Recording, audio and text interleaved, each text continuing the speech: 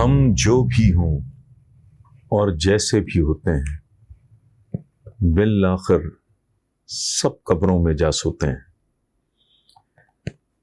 اور یہی زندگی کا خلاصہ ہے۔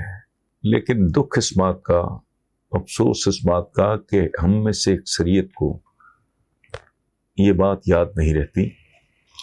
ہمارے حضور، ہمارے آقا صلی اللہ علیہ وآلہ وسلم، ان کا حکم بھی ہے کہ مومن کو موت یاد رہنی چاہیے۔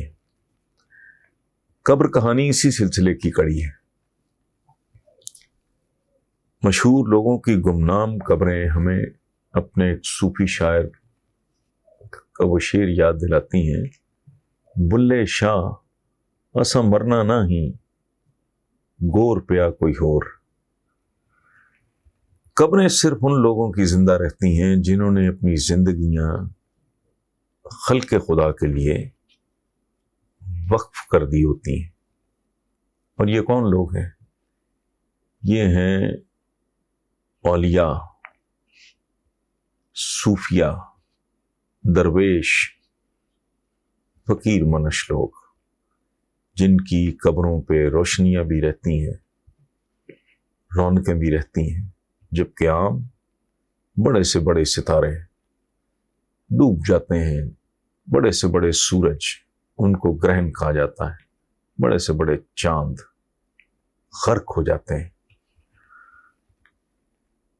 اسی لیے ملکہ ہندوستان نور جہاں نے کہا تھا: بر مزارے ما غریباں، نئے چراغے نئے گلے، نئے پرے پروانہ سوزد، نئے صدائے بلبلے۔ یعنی ہم جیسے غریبوں کی قبروں پہ نہ کبھی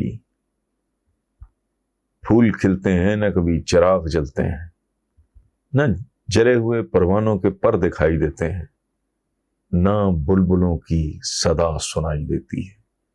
ویرانی ہی ویرانی۔ قبر کہانی ابن صحرا کے ساتھ۔ انسان زندگی بھر قبر کی تلاش میں قبر کی طرف بھاگتا ہے اور نہیں جانتا، جانتے ہوئے بھی نہیں جانتا کہ اس ساری تگ و دو، منصوبہ بندیوں، جد و جہد، ناکامیوں، کامیابیوں، شہرتوں، گمنامیوں کا حاصل کیا ہے؟ ایک قبر۔ یہ ہے قبر کہانی کا خلاصہ۔ سر ایکسکیوز می، آپ کے علم میں ہے کہ وحید مراد صاحب کی قبر کہاں ہے؟ سوری مجھے نہیں پتا، میں نہیں جانتا۔ اچھا، آپ کو یہ تو پتا ہوگا کہ وحید مراد صاحب کون تھے؟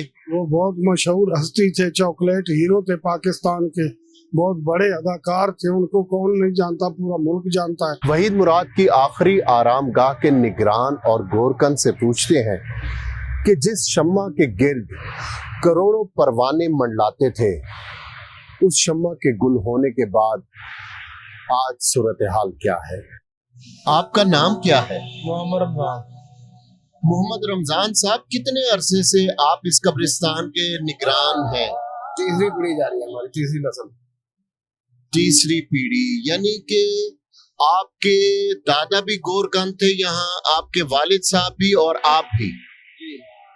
یہ بتائیں کہ آپ نے خود تدفین کی تھی وحید مراد صاحب کی؟ میرے والد صاحب نے کی۔ اچھا، آپ اس وقت چھوٹے تھے۔ یہ بتائیں کہ اتنے بڑے ہیرو، اتنے بڑے سٹار کی قبر پہ روزانہ کتنے لوگ فاتح خانی کے لیے آتے ہیں؟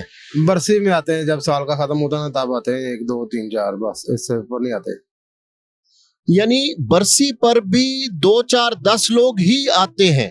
جی، اس سے زیادہ نہیں آتے؟ نہیں۔ پاکستانی سینما کی تاریخ میں کبھی کسی فلم سٹار کو وحید مراد جیسا عروج نصیب نہ ہوا۔